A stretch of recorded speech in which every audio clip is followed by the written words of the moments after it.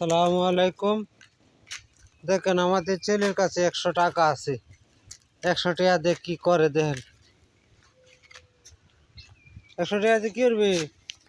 মজা খাই আমাকে কোন স্কুলের সামনেই তো।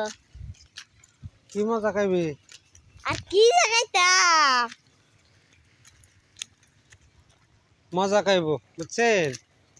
এখন যাইতাছি স্কুল করার দ্বারা দোকান আছে, দোকানও কি মজা খাইব। আর একবার জিগাই কি মজা খাইবি? একটা বিস্কুট দিতে গেয়া ঠান্ডা হ ঠান্ডা খাইব। আমরা যাইতাছি স্কুল করার দ্বারা বাপুতে আটে যাইতাছি মাইজার রাস্তা দিয়ে। আপনারা সবাই দোয়া করবেন ছেলে সন্তান নিয়ে যাতে আল্লাহ ভালো রাখে।